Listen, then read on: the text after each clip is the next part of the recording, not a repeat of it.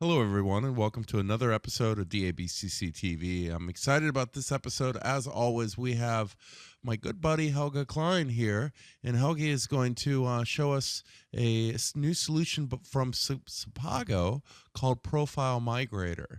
And this is a really, really neat product. In fact, I every year at Synergy or whatever event we might meet each other. I always go out and have a couple drinks with the sepago guys, and we talk technology. And they showed this to me, and what was it? Synergy in May, is that right, Helge? Yeah, that's right.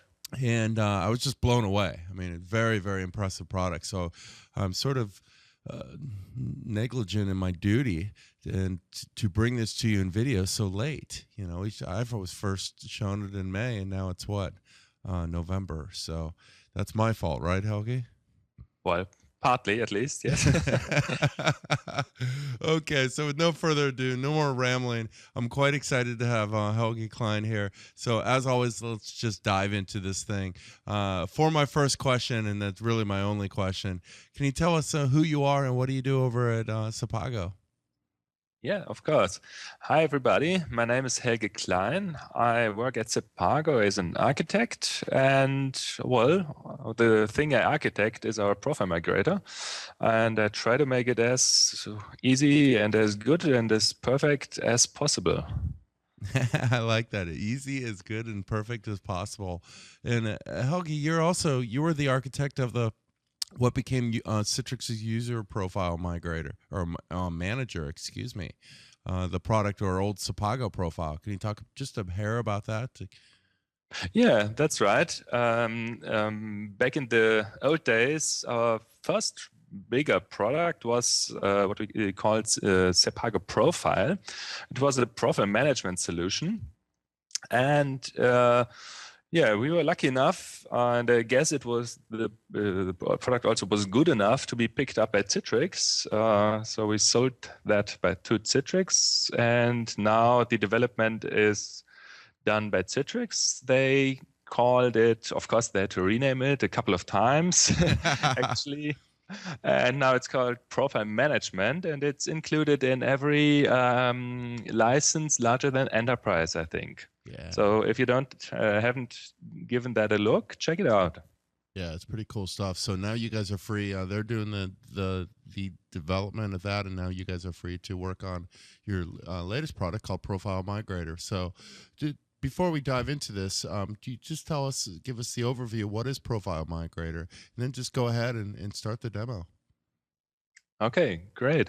Well, Profile Migrator is not a profile management solution. It doesn't compete with, for example, Citrix's profile management or with any of the other products out there, Absence, RES, Flags, whatever. Instead, it's a product that helps you take the settings your user have configured over the past years and take those settings to a new platform. That new platform might be a new operating system. It might be a different version of an application. So, for example, you might consider migrating from Office 2003 to Office 2010. From 32-bit to 64-bit, from a German or to an English operating system, whatever. In all those cases, you cannot use your existing user profiles anymore on the new system. So either you delete them, discard them, and your users start fresh with nothing configured, or you use our migration product to take those settings you want to retain over to the new platform. Well, sounds good. Sounds good. So before we dive into this, I guess, what does it take to install? I usually ask this question a couple minutes into it because I forget to ask, but I got it this time. So what does it take to install, and what does it take to get to the point where you're going to show the demo today? Okay, yeah, it doesn't take very much. Actually, it's a very straightforward process. You go to our website. It's profilemigrator.com, actually, and you grab the MSI. Now, with that MSI, you don't have to install it on any machine you're managing. You just install it on one system on your admin computer, or whether it is a PC or a terminal server, that doesn't matter. And that's what I've done here. I have this domain controller here on the upper left corner. You'll see DC. This is my kind of infrastructure server. And as you can see at the bottom, it has Profile Migrator installed. Nothing else. I haven't configured it in any way. I just dropped the MSI on this computer. And now I'm ready to go. I've got two other machines the user has been working on. That's this one, this XP guy here, this XP machine. And then I have a third machine the user is going to work on soon, after my migration is successful, I hope. That's this Windows 7 machine. But in order to get Profile Migrator running, you just need one PC.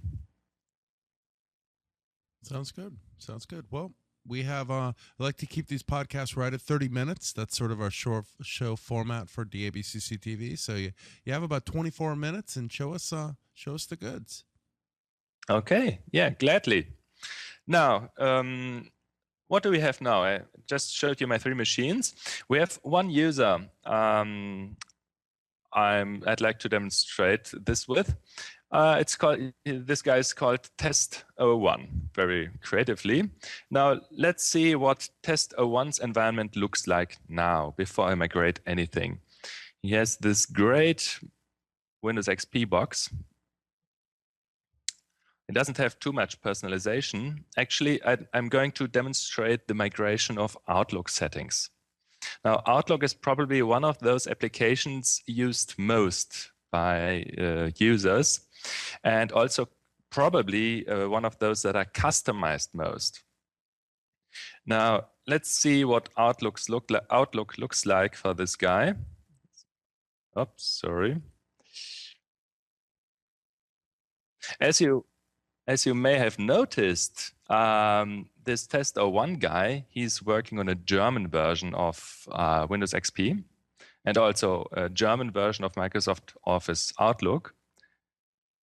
And that's not a mistake I made. It's not that I thought, oh God, that I forgot to install the English version for this podcast. No, it's explicitly did that to show you later on how we are going to migrate from a German Outlook 2003 on German Windows XP 32-bit to a Windows 7 English 64-bit and with Outlook 2010.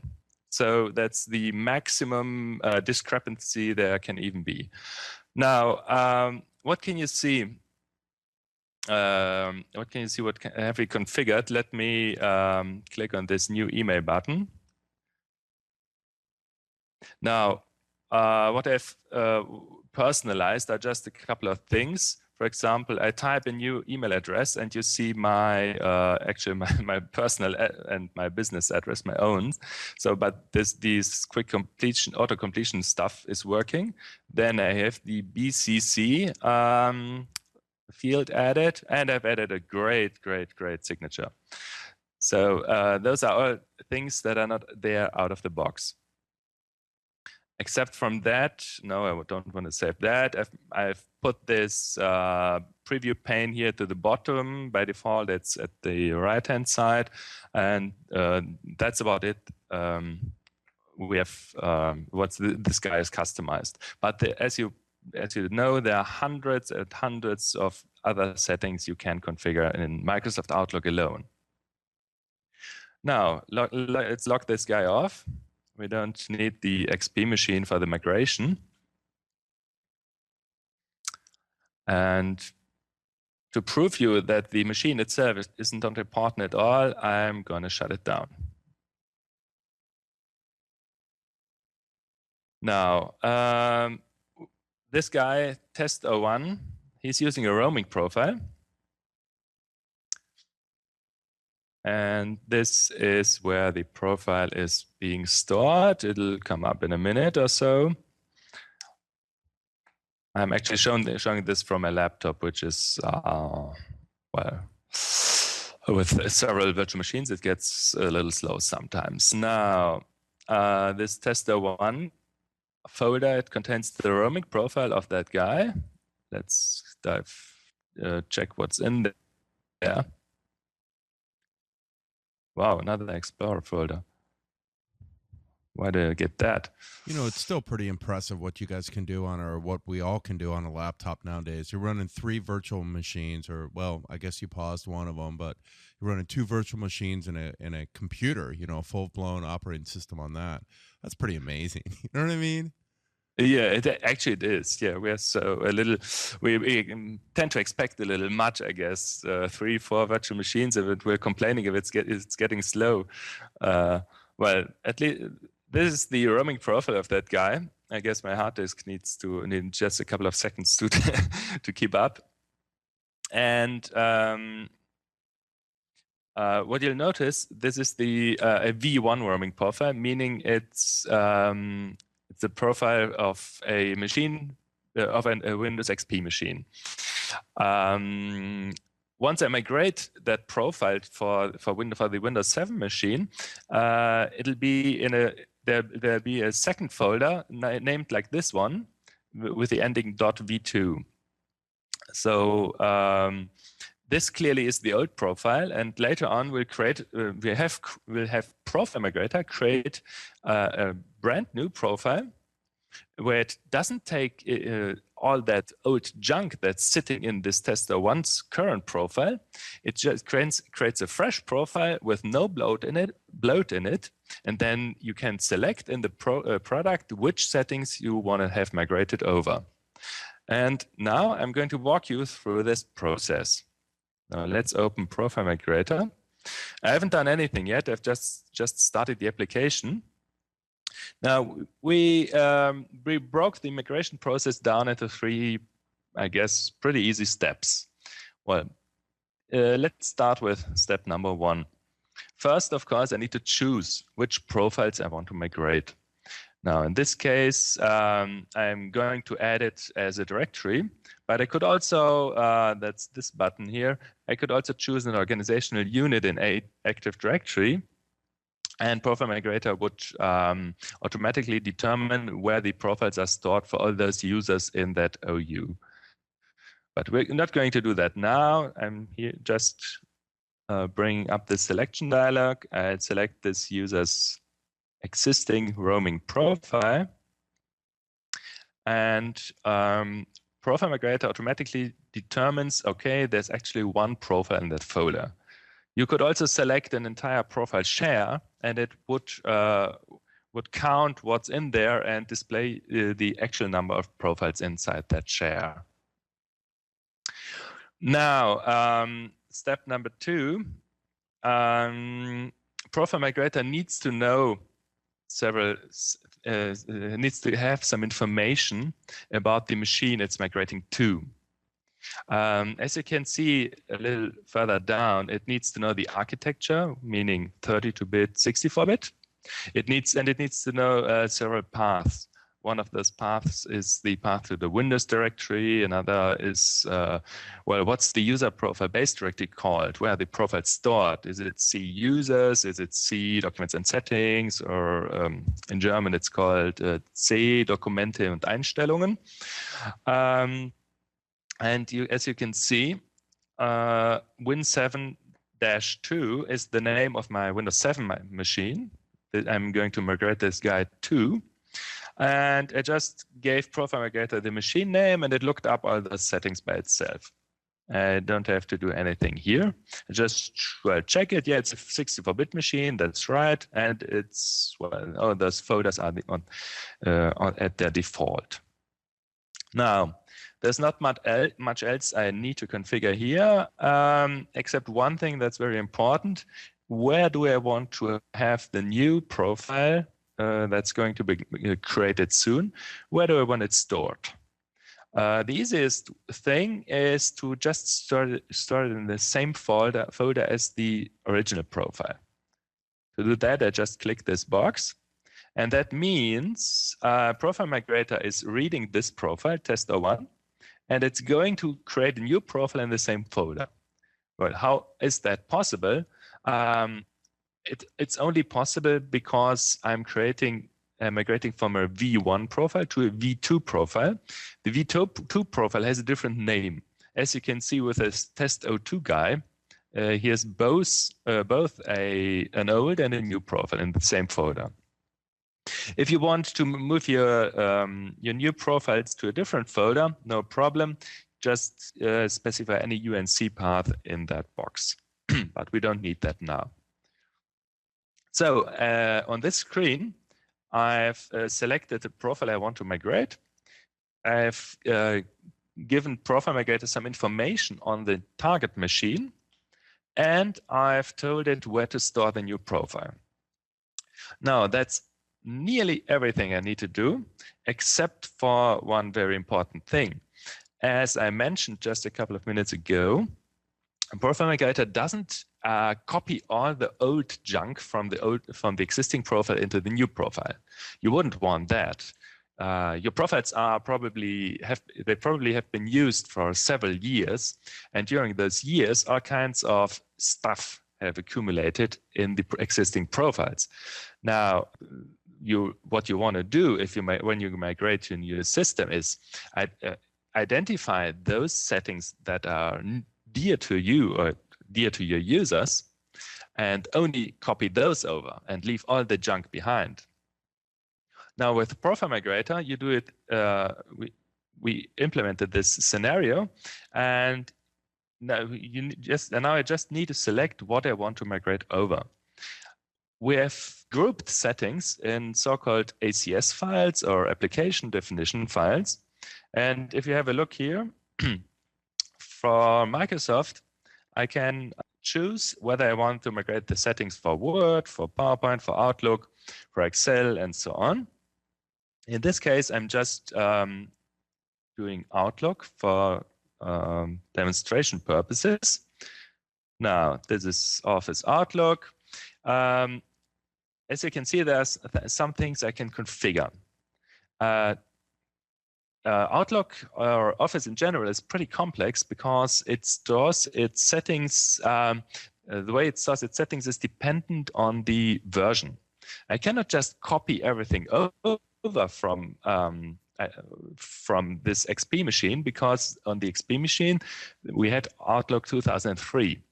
If I just copy those files and register keys over to the new Windows 7 machine, it wouldn't work, because their Office 2010 is installed, and Office 2010 wouldn't even recognize that there's anything present, any configuration, because the configuration would be from the old machine. So I gotta somehow tell Profile Migrator that it should migrate from Office 2003 to 2010. And I do that like this. You'll notice there's a field source version here. Source version means which version of the product is in the old profile. And as you can see, we have a setting newest found. That means the Profile Migrator can automatically determine which version of Office is present in the existing profile. If I don't want that, I can explicitly choose the version of Office, but I'm not going to do that. This is the simplest way. Then there's a second field here, target version. Which version of Office is on the new machine? Now, the default is same version. That would mean Profile Migrator wouldn't change the Office settings, it would just copy them over. But as I explained, that's not enough here. So in this case, I've got to choose Office 2010 here. And the last thing I'm got to choose, Office 2010 exists both in a 32-bit and in a 64-bit version. Now, registry paths, the paths in the file system are different depending on where I installed it to. So Profile Migrator needs to know, is it 32-bit or 62-bit? In this case, I've got the 32-bit version of Office 2010 on my Windows 7 machine. So I choose that.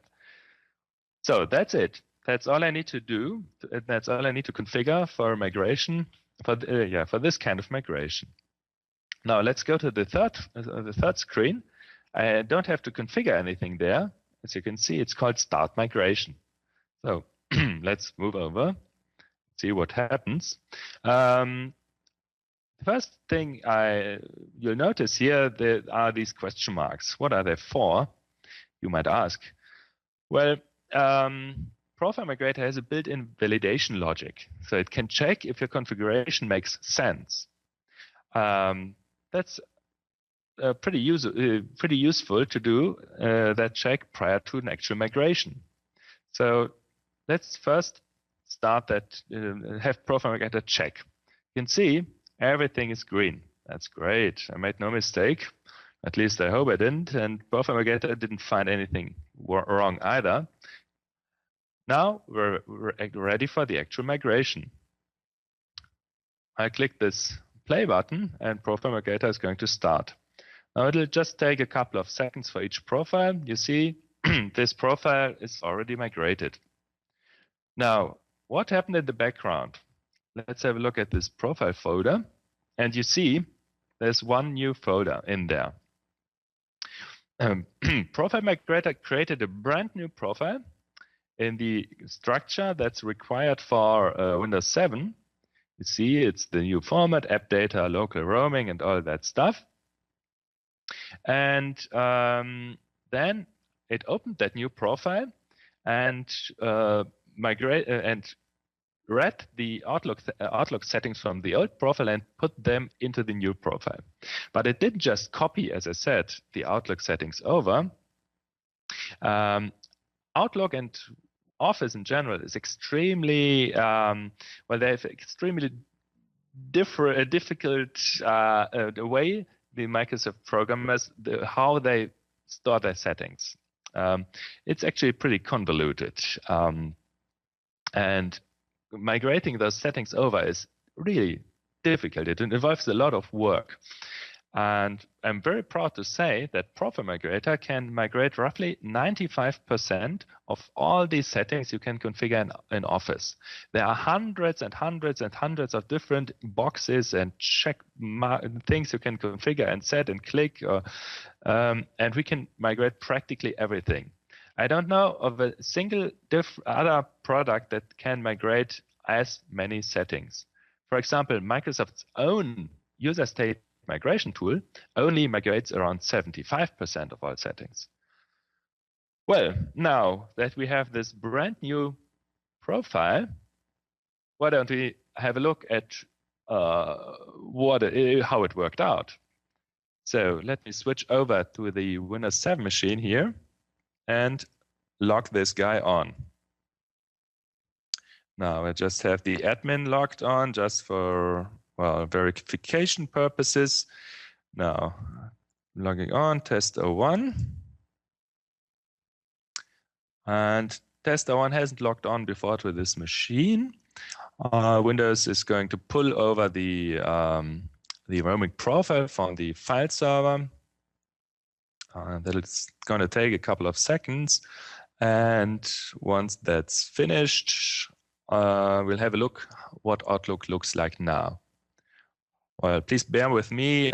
This is not a profile acceleration product. It's just a profile migration product. So the profile loading is as fast or as slow as it would be, would always be. Now, this is just a regular Windows 7 desktop. Let me bring up Outlook. As you can see, this is Outlook 2010. You'll also see everything is English. As I said, this is an English version of Windows 7, and I migrated over from a German version of XP. Now let's start up Outlook. Let's see what it looks like.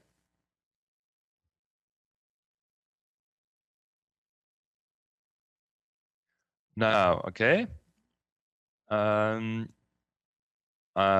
Yeah, this is a new dialog I didn't have in Outlook 2003. Yeah, because it's something new, we cannot migrate it over. So Outlook Profile Migrator can only migrate those settings that are actually configured in Outlook 2003. But that setting didn't exist, so we could migrate it over. But apart from that, now let's have a look what the configuration looks like. First of all, you notice that this preview area here, it's at the bottom. So it's not at the right as it would be in the default. Now let's create a new email. You see, I have that BCC field here. I have my great signature. And when I type an email address, I get everything I got, all the suggestions I got in the original installation. So the full personalization of Microsoft Outlook has been transported over several boundaries at once: operating system boundaries, Office version boundaries, and language boundaries. So I think this is pretty cool. Now, if I move back to the machine where Profile Migrator is installed, you might wonder one thing. I'm going back to this application selection screen. You'll see there's a list of different products by different vendors. Microsoft Office is covered pretty well here, some other products too. But of course, you might run into the situation where you need to migrate settings for an application that's not already present here. So what do you do? Now, we have a built-in editor for the creation of migration settings, and we're pretty proud of it. We've tried to make it as easy to use as humanly possible. And let me give you a quick overview of how that works. There are two ways, actually there are three ways you can get these migration definitions. The easiest way is it's already in the product. Well, that's the easiest way, of course, and we're updating the list you saw earlier. The Profile Migrator has a built-in update system. Let me show you that. Let me check. Is there anything new? Oh yeah, actually yes. I can select these, download and update them, and they will be integrated into that list seamlessly. So this is the first and easiest way to get new application definitions for your migration, but still we cannot do everything at sepago. So you probably are going to run into the situation where you need to create your own. Now, there are two ways how to do that. If you know the application well, you just drill down to the folder where your application stores its settings. For example, in the file system, sepago Profile Migrator. Let's migrate Profile Migrator settings. Or in the registry, I don't know, something control panel, something accessibility might be important to you. I don't know, and you're done. I knew where these settings were stored, and I quickly selected them, and I could save them now and use them for migration. But you're going to say, okay, that's too easy. I don't always know where the settings are stored, and I don't know all of my applications by heart. So what do I do then? Now, we thought of that too. We have a neat little tool incorporated into Profile Migrator. It's called PM-Appmon. You see it here. And let me start it. With PM-Appmon, you just start any application. You don't need to work with it. You just start it and close it. And PM-Appmon uses roughly a monitoring technology similar to what sysinternal's process monitor does. It monitors every file and the registry key and value accessed by the application you start, and from that list, it distills those objects that need to be migrated. So the great thing about this, when you think about process monitor, run it for only a couple of seconds, and you easily get hundreds of thousands of entries. that's kind of difficult to filter and to understand which ones of those hundreds of thousands of entries are actually important. Well, the great thing about our PM-Admon tool is that it does all that filtering automatically for you. Let me demonstrate it. I'm using a very simple application, Microsoft's calculator. I'm going to start it, and just takes a couple of seconds to come up. And once it's started, I can close it again. I'm not doing anything here. Let me close it again. PM-Admon detected that the process ended, and now you're going to see 20,000, 40,000, 60,000 events that occurred in the background. Now, look. Let's have a look what PM-Admon made out of that. How did it filter those 60,000 events? Well, I can see three entries here. This tool greatly helps you into determining where your applications, what registry keys and directories and files they're working with. Now, let me quickly walk through these three. Control Panel International, well, that doesn't look like it's really a calculator registry key. It's probably just more something where calculator reads the way numbers should be displayed. We don't need that for calculator. And then the CTF Langbar add-in, well, most terminal server admins will know that. It doesn't have anything to do with calculator either. And now I'm left with that, with the one single registry key, which clearly demonstrates where calculator stores its settings. That's it. I just now created an application definition for calculator. I'm just correcting this, the vendor and the product information. PM-Admon reads that information from the executable, and these values you see here are actually stored in calc.exe. But I want to call it a little differently. My calculator